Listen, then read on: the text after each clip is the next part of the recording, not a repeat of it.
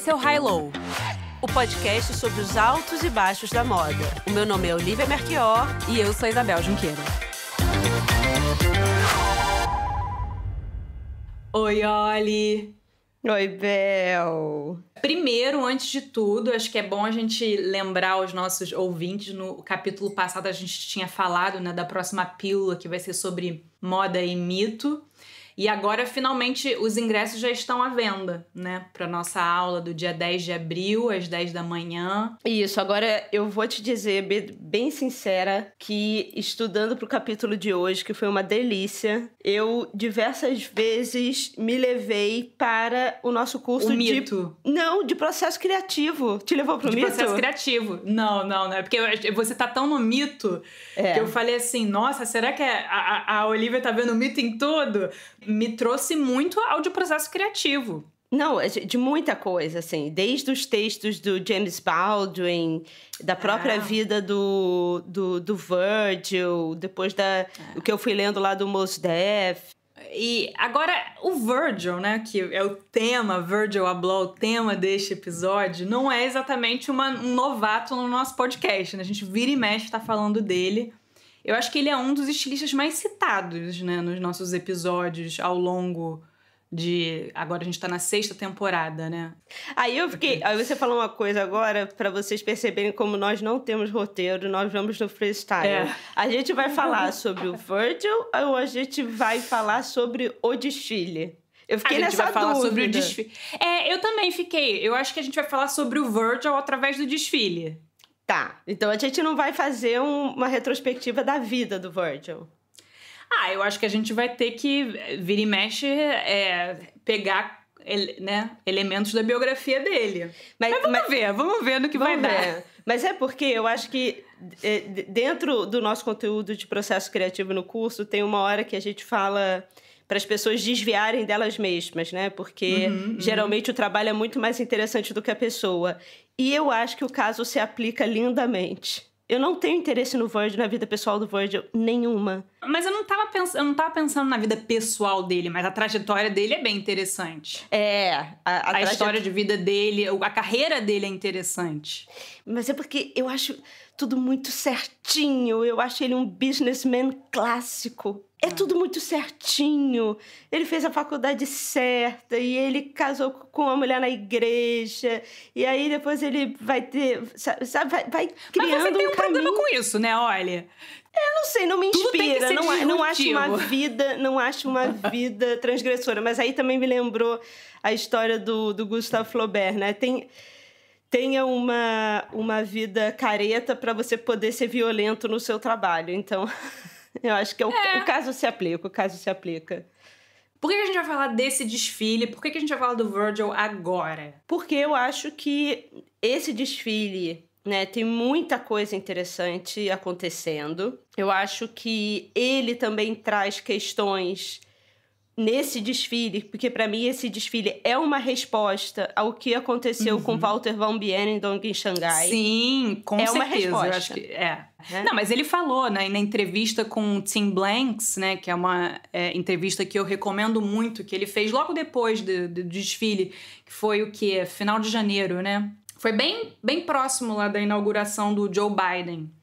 E ele falou que veio muito disso, né, desse caso em particular, mas enfim, não é a primeira vez que ele é acusado de plágio, né? Não é a primeira vez que ele é acusado de plágio. Eu acho que ele tem uma coisa de definir o que ele faz, que a gente vai comentar aqui hoje, que é bastante interessante pra gente pensar. Acho que tem tanta coisa. Eu só me remetia à aula, gente. A gente jura que a gente não queria fazer isso aqui como um grande merchan. Isso é genuíno, o que a gente sentiu. É genuíno. É um pensamento complexo. Entender o Virgil é complexo. É complexo. É complexo pela figura, pelo que ele representa. É complexo quando atravessa a vida pessoal dele, sim. Eu não consigo dissociar completamente. É complexo quando várias revistas, inclusive várias brasileiras, ficaram do lado dele na questão do Walter von Beirendonck. Ao mesmo tempo, depois escrutina o Jeremy Scott na Moschino por fazer uma coisa como estudante. Lembrando né, que quem está se beneficiando com isso tudo sempre é o Bernard Arnault, no final das contas, né? E o Walter von Benendorn, que é uma marca super pequena, resistência. Então, assim, tem muito pensamento complexo para entender o que ele fala quando ele diz sobre apropriação, porque é um termo que ele usou muito no release, né? Mas eu acho que também nesse desfile, isso é algo que a gente comentou no primeiro episódio dessa temporada, eu acho que é quando a gente viu a voz dele mais clara, afiada, o volume mais alto. E aí é minha opinião, quem sou eu, quem é minha opinião, mas eu acho que apesar do Virgil ser muito interessante, às vezes eu acho que o trabalho dele ficava meio perdido, assim, não tinha muito foco. Eu só lembro, assim, das aspas, daquele tênis com lacre, mas fora isso eu não lembro... Que vendeu horrores, né, inclusive. Que vendeu horrores, um case de sucesso, mas eu não sei, além, assim, dos shows, do hype, das supermodels, né, de quem tava na primeira fila... De memorável do trabalho dele, eu não tenho tanta coisa, assim. Eu não lembro de tanta coisa. E eu acho que esse desfile foi muito memorável. Tudo. Todos os elementos. A roupa, a imagem, a arte, a performance. E eu acho que é por isso que a gente está falando também nesse desfile. Porque é um exemplo da colaboração no seu melhor, assim, né? No seu ápice, na sua potência. A gente falou tanto em collab nos últimos anos, né? Collab, né? De uma marca com outra, de um artista com uma marca. E muitas vezes essas colaborações são vazias, assim. É realmente para reunir audiência, né? Para aumentar a público, a audiência. É uma coisa muito copia e cola. É mais produto, assim. Mas a colaboração em si é vazia. E eu achei que nesse caso desse desfile é o oposto. É uma explosão, assim. A tal ponto que não é só do Virgil. Você nem sabe de quem é aquilo, né? De todo mundo. Foi no final de janeiro, ele escreveu no Instagram dele, falando assim, eu me derramei por inteiro nesse filme. O mais importante pra mim agora são os nomes nos créditos e que todos se sintam gênios. E eu acho que passa muito isso, né? Eu acho que passa muito isso. Eu acho que é um momento muito certo pra se falar sobre isso.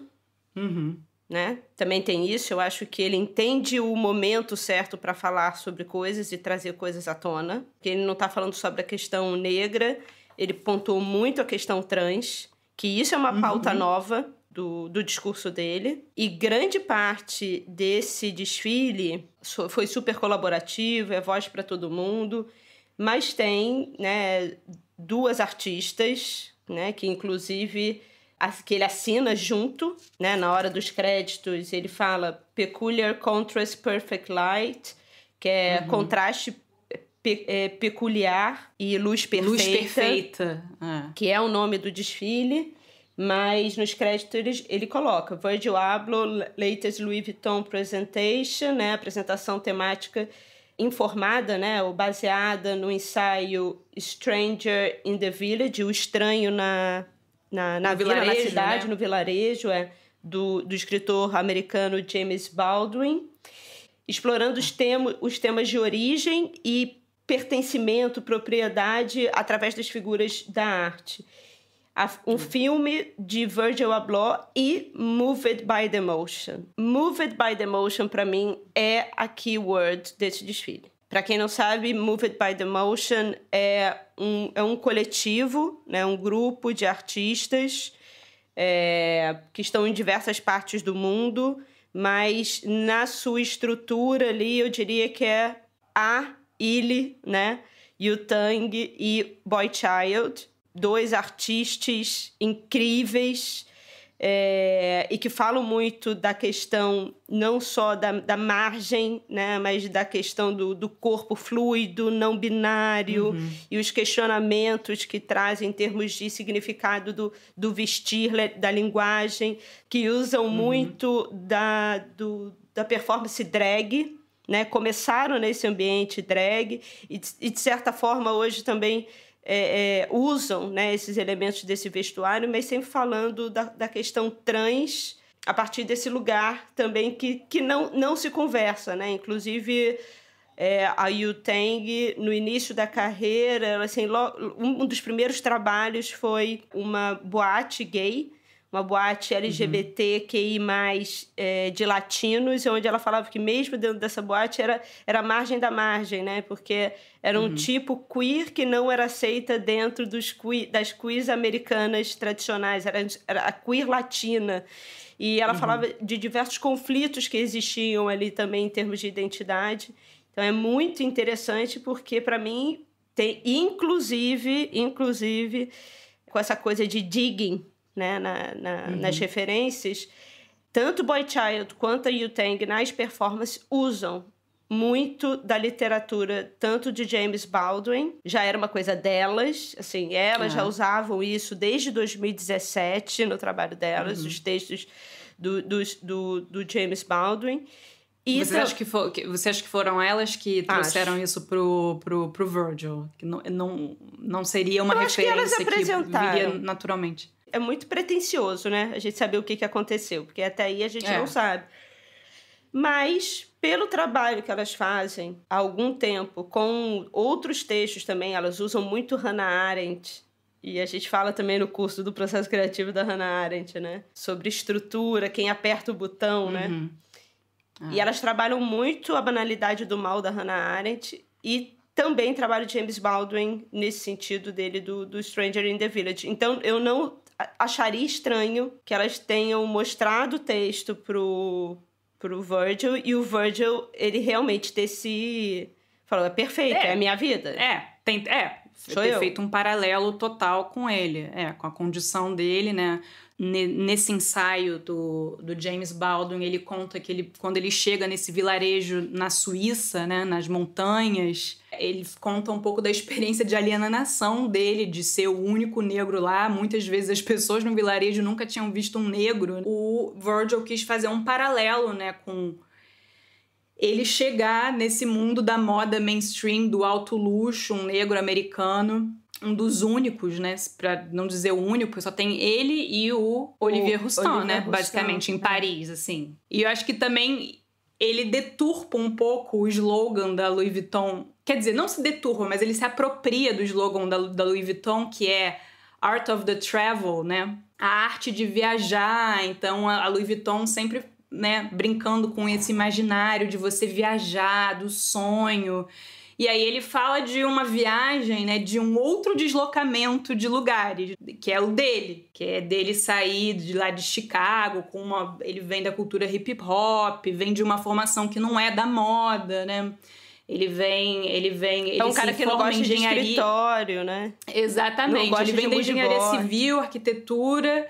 E depois ele aprende a costurar com a mãe dele, né? Os pais são do Ghana. E a mãe dele aprendeu a costurar com um alfaiate do Ghana. Então, é uma outra história, um outro percurso. E eu achei isso interessante também. Eu acho que tem algo que ele diz no release, que ele falando sobre essas acusações de plágio. Olha, eu como uma pessoa negra tive a minha cultura roubada o tempo inteiro. E ninguém estava reclamando. Né? Então, chegou a minha vez, e aí ele, inclusive, fala isso, né? No trecho de abertura do filme, pessoas negras, pessoas trans, é a hora de se apropriarem, pegarem para você o que sempre roubaram de vocês, né? Isso. O que roubaram da gente. Então, que são palavras do Kai Isaiah Jamal, que é um poeta, ativista trans londrino, que estava no desfile. Lendo. O Sad for No Reason, que faz a parte de performance também, que é um artista e que trabalhou a parte de coreografia, de performance, também é modelo. Então, é interessante também como esses modelos não são apenas modelos hoje em dia, né? Quase todos eles são artistas. E o Jamal é assim, né? Ele é um ativista de spoken word, né? Mas agora que a gente estava falando, essas palavras que você falou, take down the walls, deconstruct the narrative, né? Quebre os muros, desvende o mistério, redime-se para mim. Agora eu tô em dúvida se é do Jamal ou se é do Saul Williams, que abriu, né? Que ele meio que encarna, lindíssimo. Ele, quando eu vi, eu falei assim, eu conheço mais os antigos do vídeo, confesso, assim. Eu conhecia, assim, Boy Child, eu conhecia. O Ibi, claro, mas depois só os antigos, né? O Mos Def, que aí eu cresci escutando. E o Saul Williams eu conhecia também. Ele fez um filme chamado Slam, é super famoso, poeta, artista. É, assim, multimídia, assim, não é só uma coisa só. Eu acho o início é muito bonito. O filme é todo muito lindo, mas o início realmente faz uma referência direta ao James Baldwin, né? É como o Saul Williams, como se ele incorporasse um pouco o James Baldwin. Começa nas montanhas, né, num cenário assim de neve, bem hostil, né? Ele vem caminhando, né, falando essas palavras que eu acho que são, imagino que devam ser dele. Tem tanto poeta nesse que eu nem sei mais nessa quem ficha técnica, tem tanto poeta que assim... E é muito bonita a transição, né, dele nesse cenário hostil, que eu não sei onde eles filmaram, né? Eles filmaram, você até tava me falando, no Tênis Clube de Paris, né? Mas essa imagem em particular, que bem no início, eu não sei onde foi. Então, essa cena exterior hostil, com uma patinação no gelo, assim, de um grupo em slow motion, meio que dançando, patinando juntos, é muito bonito. E aí o Saul Williams, James Baldwin, entra, né, nessa estrutura que foi construída dentro do Tênis Clube de Paris, que lembra muito o Mies van der Rohe, né, o arquiteto. O Virgil, né, que a gente falou, ele tem uma formação em arquitetura, e onde ele estudou em Illinois é um prédio do Mies van der Rohe também, que lembra muito. E é isso, é trazer algo que tá rolando, por exemplo, essa história do mármore, né? Teve na Prada também, é algo que tem rolado como tendência, mas ele conseguiu trazer isso com sentido. Eu acho que é quando a moda dá certo, né? Você entender o que o momento está trazendo, é não fugir também desse zeitgeist, né? Desse sentimento coletivo, mas você não trazer de uma forma vazia. E eu acho que, como desfile, é engraçado porque a gente falou tanto das novas tecnologias para os desfiles digitais, pensando no imersivo, pensando, né, nas tecnologias de CGI, 3D. Não, eles conseguiram, né, fazer um vídeo longo, 15 minutos é um vídeo longo, mas com um investimento de narrativa, né? Exatamente. E inicialmente tinha sido pensado para ter público. Exatamente. Só que aí, por conta da pandemia, e eu acho que foi muito mais impressionante sem público, inclusive. O que é tão interessante nesse vídeo é a qualidade artística. É o peso artístico. São artistas fazendo, né? Não é uma pessoa de movimento de cena super técnica. São artistas, são poetas, são performers. Todo mundo ali tem uma relação muito direta com o que está acontecendo. O Saul, quando ele adentra aquele espaço, ele entra com propriedade, né? E ele carrega uma vida ali por trás. E você sabe que ele é queer. O Saul? Nossa, tá até na Wikipedia dele. Nossa, incrível. Eu acho que todo mundo que entra ali, quase todo mundo, porque obviamente tem os modelos, mas na grande parte são artistas, são poetas, eles carregam uma vida quando eles entram, né, no espaço. E faz muito sentido porque também não é algo deslocado. Então, assim, deu certo porque se a gente for ler o Stranger in the Village e olhar e for a fundo, scratching the surface, né, cavando quem são essas pessoas desse casting, tudo faz sentido e continua fazendo mais sentido, é mais revelador de maneira positiva, né? Não tem nada ali que é maquiado. E até a parte da cópia eu achei interessante porque teve o trelelê da Svedaliza. Vários seguidores, principalmente da Svedaliza no Twitter, falaram que foi inspirado, né, que foi uma cópia do clipe da Svedaliza, que inclusive é um clipe que eu amo, de 2018, né? No próprio Twitter veio uma outra pessoa mostrando uma banda que eu esqueci o nome, porque eu nunca tinha ouvido na vida, mas eu acho que é Half Alive. Já ouviu falar nisso? Não. E que tá com o mesmo teto, né? Tá com o mesmo teto. Então, Mas assim, você acha o quê? Que esses filmes se resumem a esse teto? Exatamente, exatamente. Né, assim, mas aí... O que menos importa, assim... E se fosse, né? E se fosse? E isso que eu tava achando interessante, porque até o que Procó desvidaliza do teto, pra quem nunca tinha visto o filme, o desfile e o trelelê que o desfile rolou, levou pra uma puta referência. Porque pra quem não conhecia, foi conhecer. Primeiro, quem não conhecia Desvedaliza foi conhecer. E foi conhecer um clipe fantástico. E se for cavando um pouco mais, vai conhecer um diretor fantástico, que também é de Gana. Olha. Sabe? Então, as coisas se conectam de uma maneira... E eu acho que é reduzir demais, né? A falar... roubou o teto do desfile da Desvedaliza... Sabe uma das coisas que me chamou a atenção também? Junto com, né, no início, quando o Saul William chega, ele tá carregando... Primeiro que ele tá com um mantô bárbaro, né? Com uns botões de avião, que tem a ver, né, com essa coisa da arte da viagem, do deslocamento, né? Que o Virgil quer contar. Mas ele chega com essa maleta, né? E a maleta... Essa maleta bem das antigas, sabe? Bem daquela dura, retangular... que eu acho que simboliza a bagagem, né, de uma pessoa, e tem esse momento que ele bota a maleta no chão, o próximo personagem, né, porque são vários momentos, né, do desfile, pega, e a maleta ela vai transitando entre personagens, vai passando de um pro outro. Eu achei isso muito bonito, a maleta é muito bonita também, prateada, assim, brilha. E aí, essa maleta, não tem como eu não pensar na maleta que Virgil, Don C, Kanye West estavam segurando quando eles adentraram, né, invadiram a Fashion Week lá de 2009, que é um momento que a gente já falou muito. Tem essa foto que o Tommy Tom acho que foi o único a tirar, né, quando eles chegaram, e as pessoas olhavam para eles, assim, como se eles fossem OVNIs, assim, na semana de moda, né? Eles num estilo super prep, usando óculos de armação, gravata borboleta.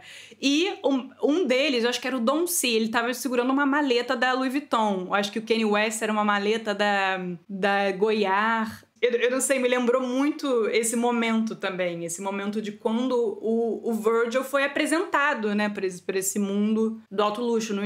Nessa época ele era assistente do Kanye, né, ele trabalhava com ele, fazendo merch.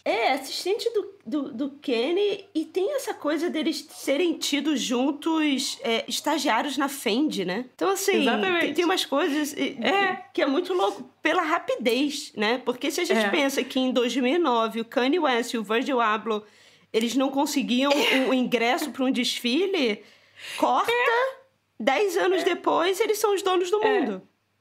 E você sabe que nessa época tem um artigo muito legal na JQ que chama assim... A história oral do Virgil Abloh. Então é ele contando tudo, ele e vários amigos, pessoas de várias épocas da vida dele também. Aí ele é uma colagem, assim, que vai contando a história dele. E aí tem um momento que o Virgil conta, nessa época justamente, que eles falaram assim, bom, a gente sabe que tem que alguma coisa tem que mudar aqui. As pessoas também querem que as coisas mudem, tá tudo muito parado, mas ninguém sabe muito bem o que. É a gente, entendeu? As nossas ideias importam. E aí eles chegam aí na Central St. Martins. E eles falam com a Louise Wilson. E eles falam assim, olha, a gente quer aprender direito, moda, que não sei o quê. E aí a Louise Wilson chega assim, vocês são uns idiotas, vocês sabem muito mais do que os meus estudantes, entendeu? Por que vocês vão querer parar pra estudar moda? Vocês sabem muito mais. Achei engraçado, eu não sabia que eles tinham ido até ela. Foram até ela e foram um dos poucos pro funeral. Que foi o funeral mais hypado da Inglaterra dos últimos tempos, foi o da Louise Wilson, né? Que teve de David Beckham e Victoria Beckham até Kanye West. Virgil, todo mundo hypado estava nesse funeral. É uma mulher muito incrível mesmo. E aí, falando sobre essa maleta, e essa maleta é interessante também, porque ela é um personagem, o cenário é um personagem, mas a maleta ela tem a correntinha também, bem daqueles filmes, né, da década de 70, que os homens que transportavam dinheiro botavam a corrente no pulso, assim, vai levar o braço, mas não leva a mala, né? Isso também é muito cultura de gueto, né? Eu acho que esse cenário também, que ele vai se desmontando, né? Esse mármore que ele vai se desmontando. E apesar de ser um lugar super ascético, né? Super higienizado, ele também parece uma cidade. Sim, parece que ele às vezes... Tá andando na rua. O ritmo... parece que... Depende do momento, assim, né? Tem uns momentos que são mais de slow-mo, assim... Mas tem uns momentos que tem o caos da rua, né? Parece que eles estão indo pro trabalho no metrô, assim, tá todo mundo se esbarrando, né? E tá gente no chão, né? Assim, o cara bêbado de rua. O cara bêbado de rua, que é o coreógrafo de todas, de Madonna, Britney Spears e Mariah e por aí tudo, né? Qual é o nome dele? Eu tô procurando aqui, porque... Malik Lenost, coreógrafo e dançarino, professor de Madonna, Katy Perry, Mariah Carey, Alicia Keys. Então, assim, todo mundo carrega uma história pesada ali nas costas. E purista versus turista. Sim. Que não é um slogan novo, né? Eu acho que já estava desde a primeira coleção para Louis Vuitton, do Virgil? Sim. Ele sempre trouxe isso. Inclusive, ele tem uma entrevista com o Ren Koolhaas. É Koolhaas que fala? Koolhaas, né? Sobre essa história do purista e turista. E ele diz que o turista é aquele que quer aprender, aquele que é outsider e tá querendo saber qual é das coisas, curioso e coisa e tal. E o purista é um insider, o sujeito que sabe tudo ou acha que sabe tudo e que é contrário a mudanças, digamos assim. O detentor do poder, né? O Michel Onfray tem um livro lindo chamado Teoria da Viagem, onde ele faz a distinção entre turista e viajante, que eu acho mais interessante. Então, talvez o Virgil tenha usado turista, quando eu acho que ele poderia ter usado o viajante e o purista. Porque... O que o Michel Onfray fala, e eu concordo, é que o turista está no lugar para consumir o lugar, mas ele não está lá para se abrir para a cultura do lugar, né? O turista não é o viajante é uma pessoa que se deixa vulnerabilizar, se abre para a cultura do outro, não carrega com si as suas certezas e a sua própria cultura. Ele está lá realmente de peito aberto para receber. Para ir para os lugares fora do roteiro, né? Para saber o que é cidade fora da organização para o turista, né? Maquiada para o turista, e ir para os lugares que estão fora da rota, né? Do roteiro tradicional. E principalmente essa pessoa que está de orelha em pé e olhos atentos para tudo que é peculiar à cultura, né? Para você entender um outro lado do lugar e uma coisa diferente sua. E o Michel Onfray fala que o turista é o gafanhoto, que ele não tem relação nenhuma com aquele lugar e nem quer ter. Ele vai lá, consome, faz as coisas que tem que consumir. Pronto, acabou, vou embora, e a sua relação com aquele lugar é isso, né? Até isso, quero ver o Louvre em 1 hora, né? Fazer o Louvre. Fazer o Louvre em 1 hora. Vou fazer o Louvre em 1 hora. E é essa relação de, na verdade, estar no lugar, mas não se deixar permear pelo lugar. Acho isso muito bonito e eu concordo com isso. Eu concordo. Mas você não acha que talvez o Virgil ele tenha usado turista, mas pensando mais na ideia do viajante? Eu acho que sim, só que tem os atos falhos, né? E isso que eu falo, pessoas complexas. Estamos aqui batendo palma e defendendo o Virgil nas questões de cópia e plágio dele, de certa maneira, né? Colocando numa perspectiva de vamos pensar se isso que ele faz é cópia mesmo ou se isso é uma outra maneira não institucionalizada do mercado de moda francês de pensar, né? Óbvio que tem coisas muito descaradas que nem aquele designer italiano da década de 60, que a gente já falou, a gente depois vai deixar a foto. Quem? Mas que ele copia numa camiseta, na verdade é uma exposição do Lúcio Fontana, e que estava acontecendo na Fundação Prada, e aí ele vai e faz uma camiseta igual. Né? Ao design da exposição. Então, assim, aquilo é muito na cara de pau, mas aí ele vem com uma retórica que me interessa ouvir quando ele fala isso. E fala, é interessante, porque eu me senti roubada a vida inteira. Eu me senti roubado por todos os desfiles de pessoas brancas que usaram rap e que usaram não sei o quê, e que usaram Dapper Dan, né? Por exemplo. Né? Pela Gucci. Gucci. Então, assim, e aí? Né? Fizeram a vida inteira. E agora eu tô a fim de fazer. Então é uma coisa de desapropriar mesmo. Não quer me dar, eu vou pegar, sabe? Então tem... o Dapper Dan pegava, né, os tecidos e aí refazia tudo. Sabe? Tem uma coisa assim, vou pegar mesmo, né? E tem isso que me interessa, né? Dessa desapropriação. E aí o Virgil, eu acho que ele é uma pessoa muito, muito interessante com quem ele se associa. Só que aí, quando eu vejo uma entrevista dele falando até com o Ham, eu acho chato pra caramba. Parece que é um homem de negócio desses que fica maquiando tudo para um propósito de venda e para algo que o mercado vai olhar e vai ler e falar assim, nossa, que incrível. Mas vem cá, vamos vender isso. Mas você não acha que é porque é o Ham? Eu acho. Não sei. Porque, por exemplo, eu até tava reescutando a entrevista que ele fez com o Tim. É super relaxed, assim. É outra vibe, assim. Pode ser, porque o Ham também é o capitalistão. E você sabe que capitalistão.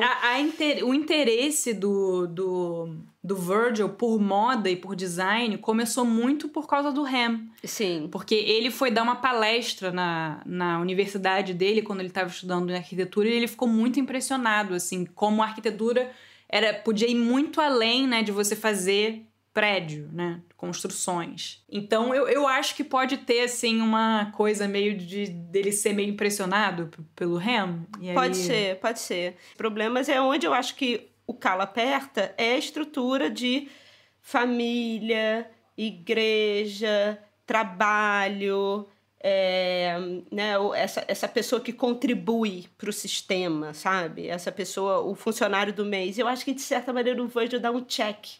E esse desfile também fala muito sobre o pós-burnout que ele teve, né? Sim. Aquele cara que se doa para o mercado 100%. Né? A gente falou um pouco disso no episódio passado. E aí, se a gente for pro teto, for pro chamarã da esvedaliza, né? Porque todo mundo tá falando que copiou. Aí, se você cava mais um pouco e você encontra o nome do diretor, que é de Gana também, da onde o Virgil veio, né? Da família, que é o Emmanuel Adjei, que foi o diretor e o artista visual que desenvolveu todo o clipe. Ele fala que esse clipe, que já viu? Assim, é um barco e vários homens negros puxando umas cordas, puxando o barco e tal. Ele tem uma parte da entrevista dele que ele diz que aquele exemplo é do homem negro que é livre, que se torna livre, entre aspas, mas um escravo do mercado de trabalho. Tem essas coisas assim no Virgil que eu acho que...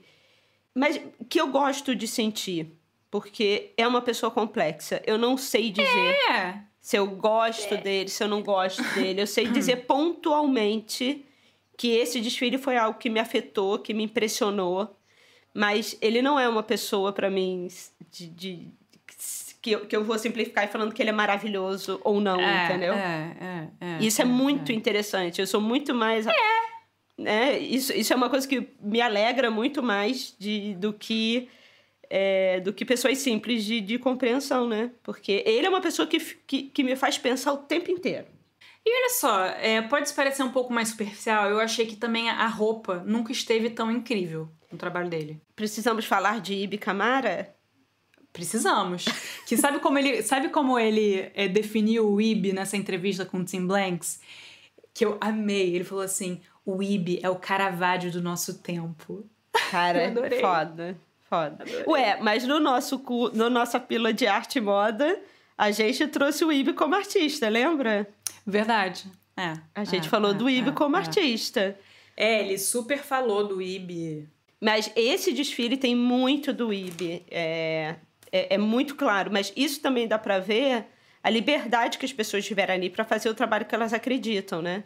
E um dos pontos fortíssimos para quem, né, vai ver o desfile agora com outros olhos é a mistura, né, da Kente, né, que nem sei como traduz, né, mas o vestuário...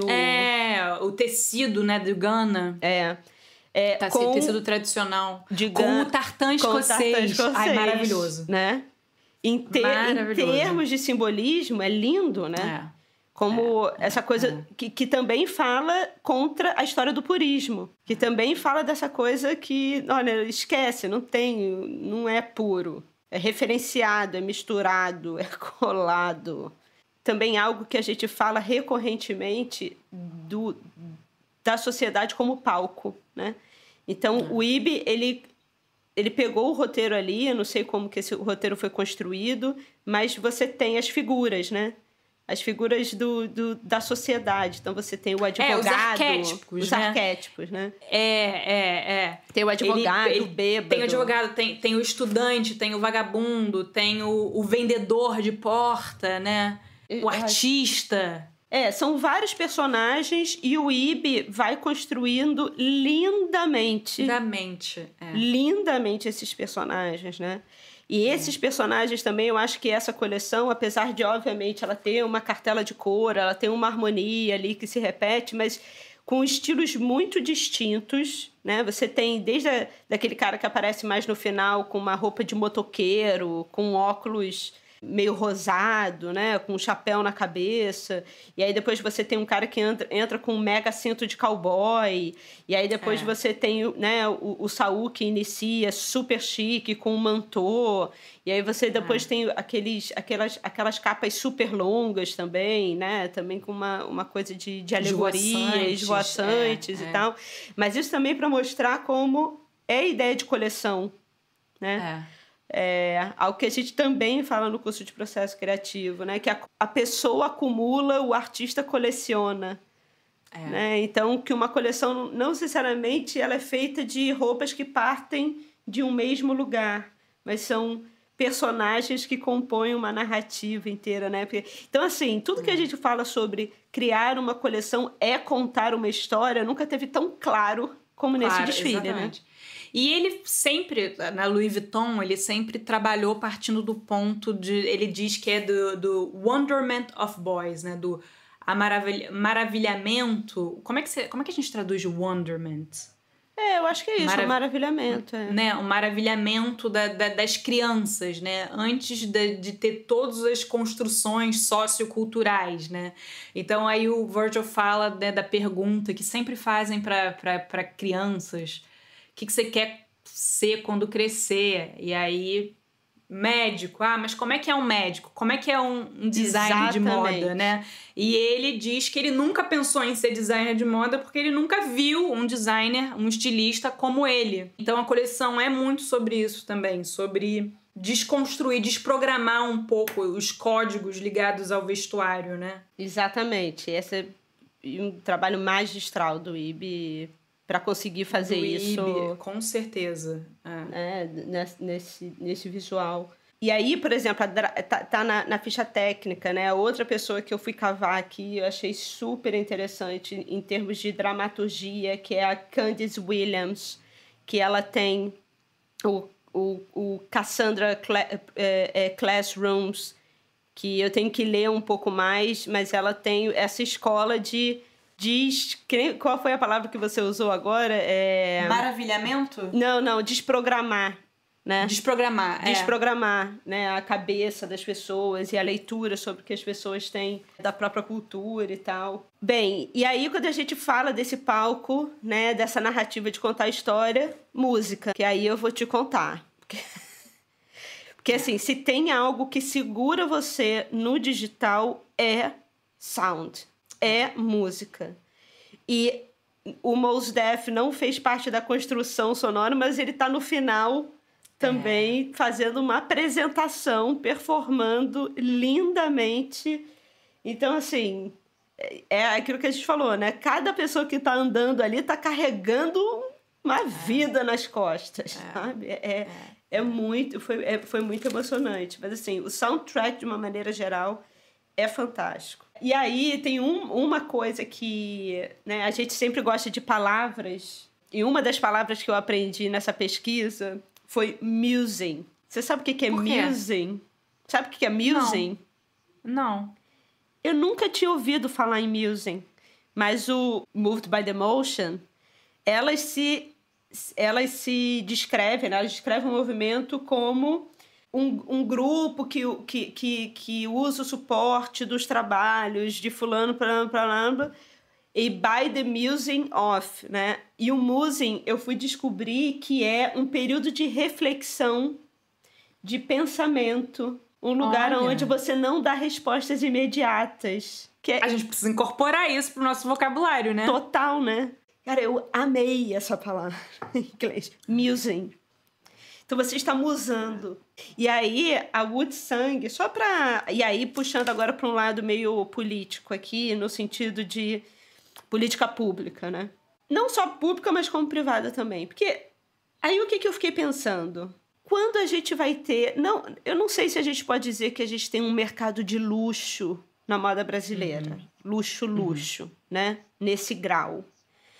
Mas é impressionante como o mercado de luxo europeu, ele é muito menos careta, né? Para você ter esse número de artistas, transgressores, sabe? Fazendo um trabalho com liberdade criativa para uma marca como a Louis Vuitton, e que é, de certa maneira, é o luxo acessível, né? É esse luxo pop, né? Essa coisa mundial, mas que dá espaço, né? Para as pessoas trabalharem. Aqui é tão difícil, né? Porque quando eu fui fazendo essa pesquisa, me remontava a um passado e um presente também muito, muito...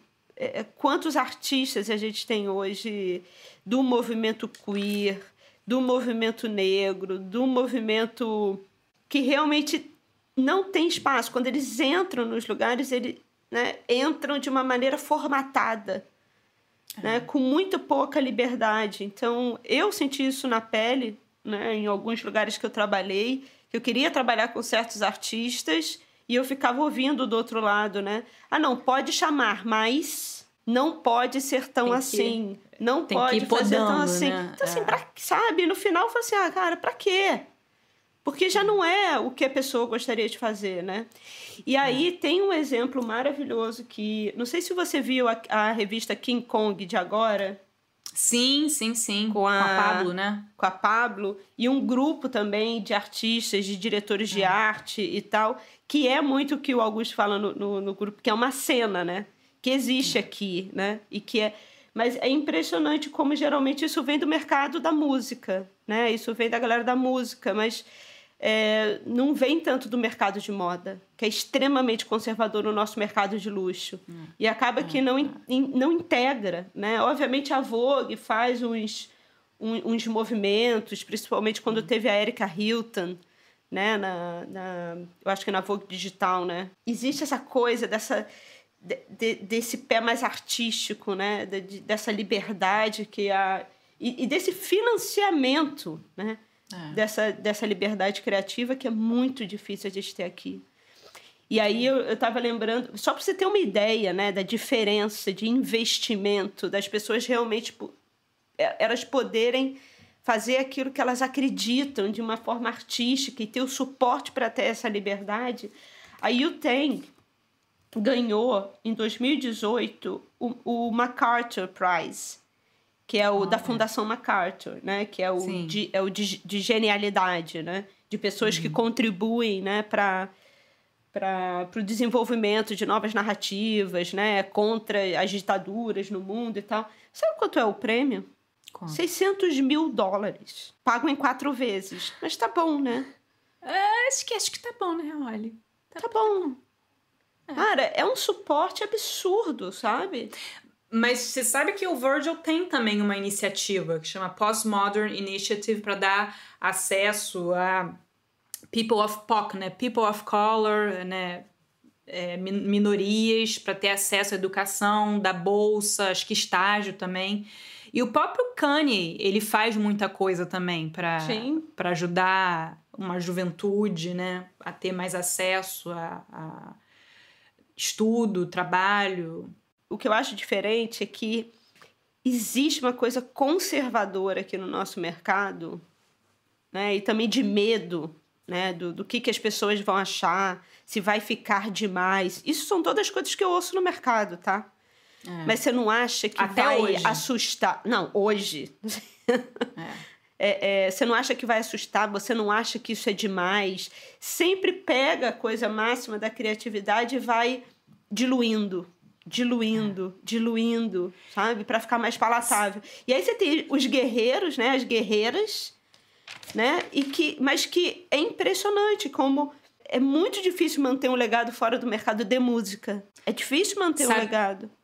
Nessa entrevista aqui que eu já citei 1 milhão de vezes do Virgil com o Tim Blanks, ele fala, uma das coisas que eu anotei aqui que eu achei interessante é que ele acha que o futuro vai ser feito por bold decision making, decisões fortes, arriscadas. Porque assim, tem coisa mais incrível e o que a gente fala muito também nos nossos discursos e tal a juventude não é um estado cronológico, né? A juventude é um estado, na verdade, a maturidade, um envelhecimento, é um momento onde você deixa de ser bold e você começa a procurar só segurança e ter medo das coisas, né? Eu acho que tem uma hora que cansa mesmo, briga, cansa, as pessoas são livres para elas serem o que elas quiserem, mas é muito mais um estado de espírito de você realmente falar, olha, vamos nessa. Né? E você se renova.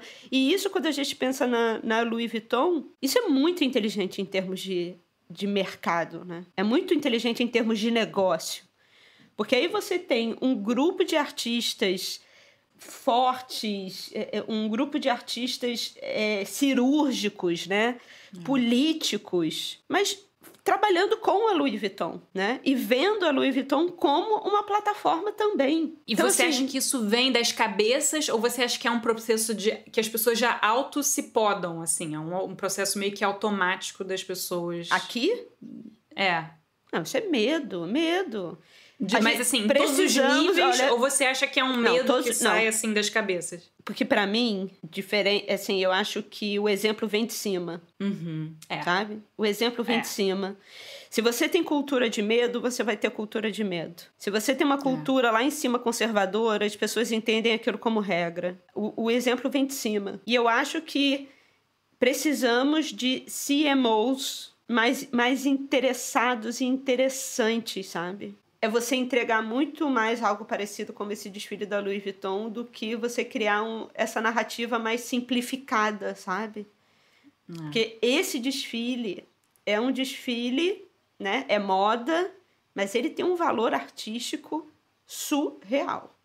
Né? Ele não é um desfile simples, ele não é um desfile de referências simples, ele não é um desfile de construção simples. E talvez ele não vai ser compreendido por todo mundo. Mas o valor que ele tem, né, em termos de tudo que ele entregou em termos artísticos é gigantesco. Do início ao fim. Nada foi diluído ali. Eu não vejo, sabe? Eu não vejo nada sendo diluído ali. E aí, realmente usa, né, a plataforma da moda, que sim, é aquilo que a gente fala, né? Amor fati. Vai servir para vender bolsa, mas tá tudo certo. Mas... pelo menos usou aquela plataforma para fazer algo que eleve, né, a capacidade criativa. De uma certa maneira, uma coisa que eu gostei é muito otimista, né? Fala de coisas muito sérias, pesadas, Mas eu, pelo menos, acho que é bem otimista. Celebra, né, tudo. Eu acho que celebra tudo, mas também naquele ponto que a gente fala no curso. Com olhos crus. Exatamente, é. É com olho cru. Vendo um pouco, né, essa harmonia de voz, essa explosão de vozes, né, em Liberdade, no filme da Louis Vuitton, do Virgil. E até tem um pouco uma ligação com o que você falou de tantos artistas brasileiros sendo podados, né? Me lembrou um pouco de um documentário que eu vi recentemente na MUBI. Agora eu também, gente, acho que eu falei no episódio passado, agora eu sou uma assinante da MUBI, então agora eu também vou ficar citando aqui filmes que eu vi. E eu assisti na semana passada o documentário que tá na MUBI sobre o James Baldwin, que não é o I'm Not Your Negro, que é do Netflix, né?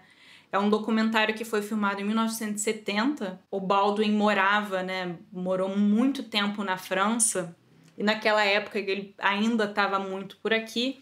E aí, esses diretores londrinos quiseram fazer um documentário sobre ele, sobre o escritor, não a figura política. Queriam focar no trabalho dele, né, na literatura dele. Muito bem, eles começam a gravar e aí o James Baldwin começa a ter uma atitude hostil em relação ao diretor, à produção, assim, ele não quer mais filmar, ele acha estudantes negros que estavam estudando aqui e falam que ele tem que acompanhá-lo durante as filmagens, que eles têm que fazer as perguntas. E aí, no documentário você vê tudo isso, né?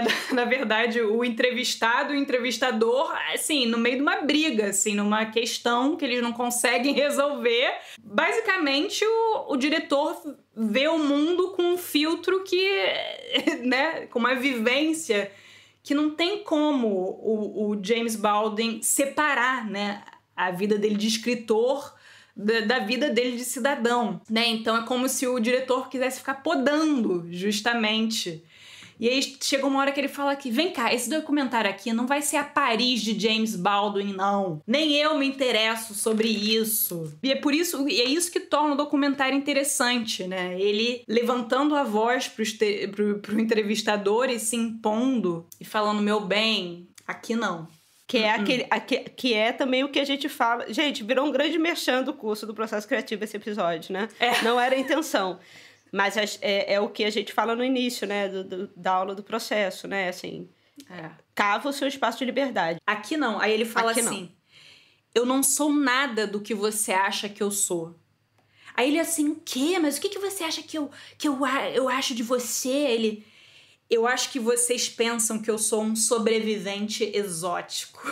Vale muito ler. Eu encontrei o PDF, porque não consegui chegar a tempo o livro, mas eu encontrei o PDF do Stranger in the Village. Uhum. Que também, outra coisa que é interessante, que esse tipo de texto, na Harper's Bazaar, em 1953. Então, lembrando que existia todo o separatismo até a década de 60 nos Estados Unidos, né? Negros e brancos não usavam o mesmo banheiro, frequentavam a mesma escola, não usavam o mesmo transporte. Então, em 1953, ele publica esse texto na Harper's Bazaar. O que hoje em dia dificilmente a gente teria, né? Também, com essa coisa da diluição. Você vai ter que deixar tudo mais palatável, né? Você tem que entregar aquilo que as pessoas... O sonho das pessoas, né? Ele fala...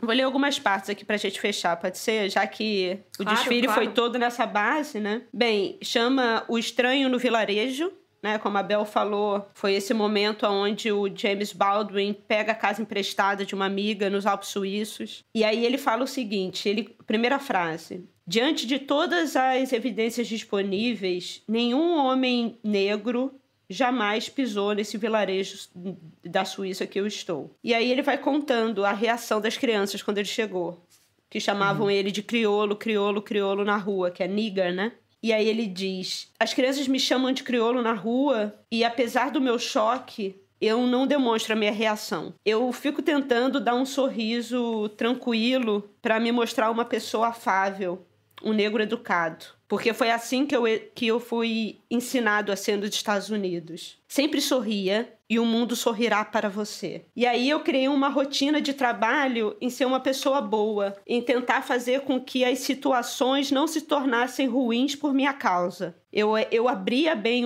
a minha boca, mostrava os meus dentes para as pessoas verem que ali existe algum tipo de humanidade. Aqui, nesse vilarejo da Suíça, eu sento no sol por alguns 5 minutos e aí essas criaturas vêm até mim, essas criaturas ruivas, gingerly, e colocam os dedos no meu cabelo, mas de uma forma quase como que elas tivessem um medo de tomar um choque. Mas elas colocam, sem constrangimento nenhum, a mão no meu cabelo. E depois elas põem as mãos na minha mão e elas ficam esfregando para ver se a minha cor vai sujar o dedo delas ou se a minha cor vai sair. Essas pessoas estão encurraladas na história e elas encurralam a história também. Eu não posso ficar com raiva deles, mas ao mesmo tempo eu os culpo sim por eles terem me colocado nesse lugar.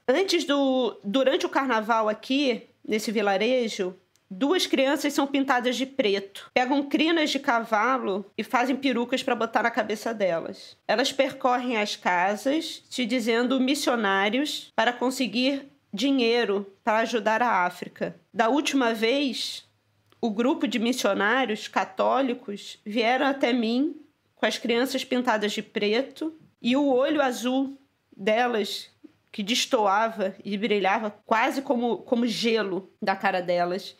Vieram me dizer, felizes da vida, que eles haviam comprado 6 negros nativos africanos para ajudar. E aí ele bota comprado. E aí eu fico pensando, mas se um deles, né, homens brancos, tivesse entrado também no vilarejo africano, talvez acontecesse a mesma coisa. E ele fosse visto como uma pessoa estranha. Mas não. Existe uma grande diferença entre ser o primeiro homem branco entrando na África e ser o primeiro homem preto sendo visto por pessoas brancas. Porque o homem branco, ele já chega com a prerrogativa de conquistar, de converter, de inferiorizar. Ele se coloca como ponto de referência e diminui o outro. Não é sobre curiosidade. E eu não tenho esse pensamento de conquista do outro. E eu estou entre essas pessoas. Mas eu estou junto com essas pessoas dentro de uma cultura que me criou. Dentro de uma cultura que me criou mais angústia e raiva, coisas que eles nunca entenderão o que eu sinto. Porque eles nem entendem a base da minha existência. O mais iliterado entre eles, o mais analfabeto entre eles, ainda assim tem mais a ver com Dante, com Shakespeare, com Michelangelo, com Da Vinci, com Rembrandt, com Racine do que eu. A catedral deles aqui, simples, fala para eles coisas que não se referem a mim e que não conseguem me afetar. Assim como o Empire State de New York também não fala comigo, fala com a cultura deles. E todos os ritmos que eles escutam da cultura clássica, como Beethoven e Bach, eles não precisam nem ser educados porque já está relacionado ao que eles são. Passa algum tempo, passa alguns séculos e eles estão com toda a sua glória. E sabe onde eu estou? Eu ainda estou na África, olhando os conquistadores chegarem. A raiva que tantas vezes é descreditada, tão pouco entendida e compreendida pelas pessoas que geram essa raiva, é exatamente uma das coisas que cria história. A raiva só vem com dificuldade. E ela nunca vem inteira, ela vem de pedaços. A raiva vem pelo fato de você ser criado, ser trazido pela dominação de um tipo de inteligência. Um tipo de inteligência que você pode encontrar, mas nunca encontra os argumentos claros para as pessoas entenderem onde está errado. Esse é um fato que esses simples representantes desse vilarejo nunca vão conseguir compreender porque eles nunca vão sentir raiva. Porque eles não conseguem imaginar. Porque eles não estão no mesmo lugar que te desabilita a ser compreendido. É isso. O filme se chama Peculiar Contrast, Perfect Light, como a gente falou no início. Mas sabe como chama a coleção? Ebonics.